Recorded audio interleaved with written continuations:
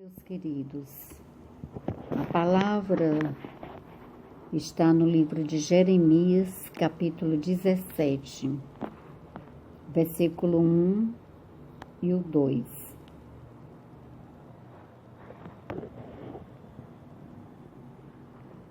A palavra diz assim: o pecado de Judá está escrito com um ponteiro de ferro, com ponta de diamante, gravado na tábua do seu coração e nas pontas dos vossos altares. Aleluias.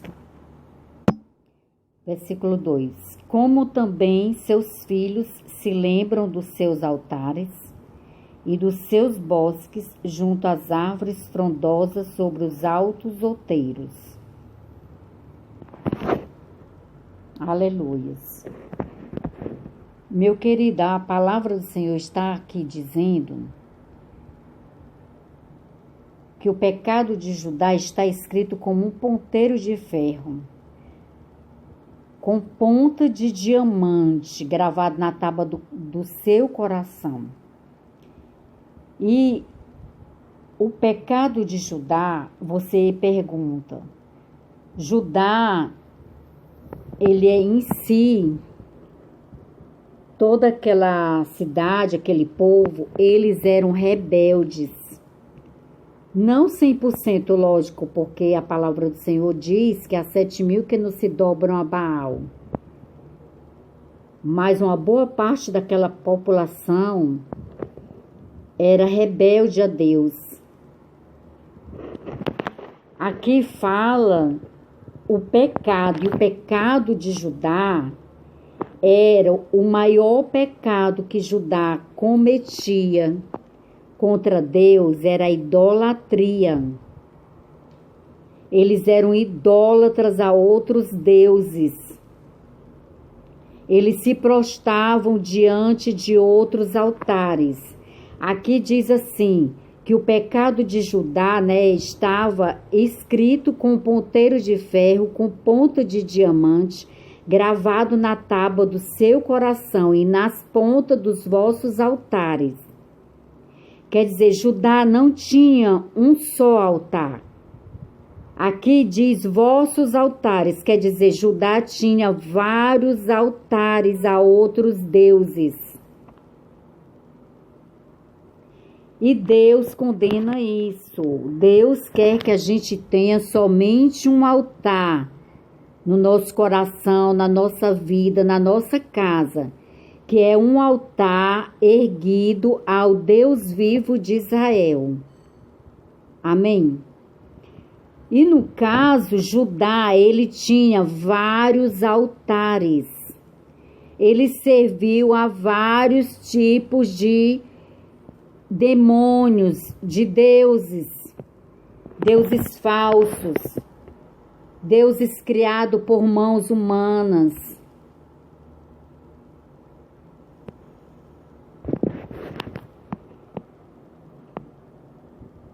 E por causa disso, Judá foi castigado por Deus, porque ele era abominável aos olhos do Senhor. Chegou o momento que o Senhor deixou com que eles colhessem aquele mal que eles plantavam. Deixou que eles fossem destruídos, tá entendendo? Pelos babilônicos. Porque eles eram rebeldes, um povo rebelde.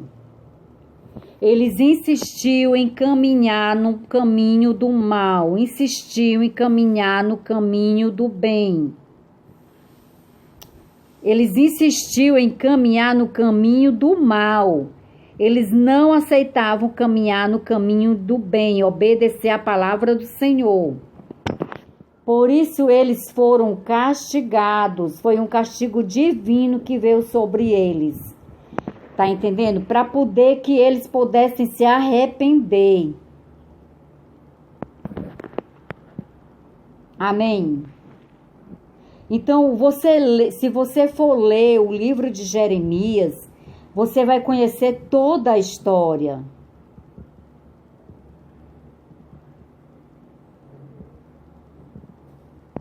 Amém? Então, a rebeldia de Judá fez vir sobre eles castigos. E os castigos não eram só consequência das falhas deles, não.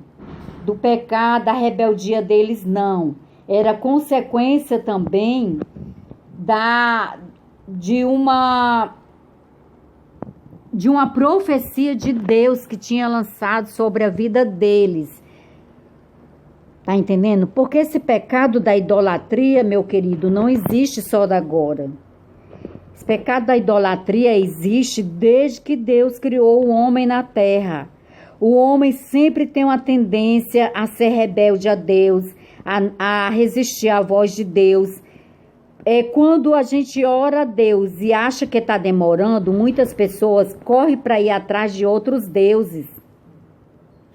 Ainda ontem eu estava ouvindo uma pessoa e ela estava falando que num centro espírita que ela vai, e evangélicos também. E eu disse para ela, evangélicos não, vai lá falsos cristãos. Ela disse, não, são evangélicos que vai lá. Eu disse, não, uma pessoa que compreende o plano de salvação, que conhece a Deus, ela não vai buscar outros deuses, ela não precisa. Tá entendendo? Ela não, mas quando eles se aperreiam, ela disse assim, são evangélicos que quando eles se aperreiam, vão sim atrás de ajuda no centro espírita. Eu disse não, tá entendendo? Eu disse não, você está errada, não é assim que funciona. Uma pessoa que é de verdade, filho de Deus, que ela compreende a palavra do Senhor, ela não vai em centro espírita mais depois que ela conhece a palavra do Senhor. Depois que ela tem um encontro verdadeiro com o Senhor. Mas os falsos evangélicos, é lógico que ele vai. Esse daí que vai, que ela falou, não é evangélico verdadeiro, cristão, daqueles que procuram obedecer a palavra do Senhor. Porque se eu tenho Deus na minha vida, por que eu preciso ir em centro espírita? Por que eu preciso abaixar a cabeça para guia, para santo? Não, meu querido, eles não fazem nada pela vida da gente, não fizeram nem antes de eu conhecer a palavra do Senhor. Por que eu vou sair da minha casa para ir? Então, quer dizer, a pessoa que faz isso é uma pessoa que ela não está de verdade com o coração dela por inteiro na presença do Senhor. Porque eu acho inadmissível, isso não existe, meu querido, minha querida. Se você busca Deus, o seu altar tem que estar Deus, Deus vivo de Israel. E tudo que você pedir a Deus é no nome de Jesus, não é no nome de santo, não é ir pedir a guia, tá entendendo? Ela ficou falando lá as besteiras que ela entende, e é lógico que eu não ia poder deixar de dizer isso. Ela pode achar que a pessoa está bem, não está bem com Deus, não é evangélico de verdade. Porque um cristão de verdade não vai servir a outros deuses, não vai pedir socorro a outros deuses. Tá entendendo? Porque o Senhor diz que nós não podemos servir a dois senhores. A palavra de Deus deixa bem claro isso. Amém? Mas ela, embora eu não tenha entendido tudo, mas uma parte ela entendeu do que eu disse, e aquilo ela vai meditar. Porque uma pessoa de verdade que tem compromisso com o Senhor, um cristão de verdade, ele não vai a centro espírita. Ele não vai pedir ajuda em macumba, em outras religiões, não, meu querido. O pecado de Judá era o pecado da idolatria. Judá tinha vários altares, erguida a outros deuses. E por causa deste pecado, levou à ruína. Tá entendendo? O Senhor também já tinha lançado, muitos anos antes, né, a profecia que Judá ia ser levado para o cativeiro. Por quê? Porque Deus sabe todas as coisas, meu querido. Deus sabe o teu amanhã, sabe o meu amanhã. Amém? Quando o Senhor te dá uma mensagem, uma palavra, e essa mensagem está sempre vindo repetida para ti, não renegue, aceite, medite nessas palavras, nas palavras que o Senhor está falando para você, porque muitas vezes é o Senhor que está nos alertando. Amém? Uns dias, então, o pecado de Judá tinha muitos altares, tinha o pecado da idolatria. Através do pecado da idolatria vinha o pecado da rebeldia, da rebelião. Tinha outros tipos de pecado, né, que acabava cometendo crimes, tá entendendo? E isso o Senhor só pôde trabalhar em Judá toda vez que Judá estava no cativeiro. Judá se arrependia, pedia perdão a Deus e se firmava com Deus. Quando estava tudo bem, Judá, né, aquele povo de Deus, se afastava de novo dos caminhos de Deus e ia de novo para o lado do caminho do mal. Aí, depois que era castigado, se arrependia de novo e voltava para o caminho do Senhor. Amém?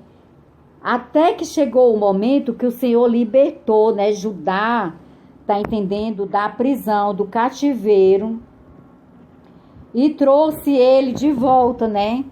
Restabeleceu, tá entendendo, de volta. Amém? E Jeremias, meu querido, o profeta da época, ele sempre profetizava sobre o castigo de Judá. Muitos não acreditavam e muitos que tinham compromisso com o Senhor acreditavam. E o castigo de Judá, a forma pior, veio para cima daqueles que não tinham compromisso com Deus. Amém? Aqueles que tinham compromisso com Deus, eles passaram por situação que não foi fácil, mas eles não sofreram tanto quanto os que eram idólatras, tanto quanto os que viviam mesmo na rebeldia. Amém? Por isso a importância, meu querido, de nós termos a nossa vida na presença do Senhor, de nós estarmos com o nosso coração por inteiro na presença do Senhor. Amém? Que o Senhor continue falando contigo.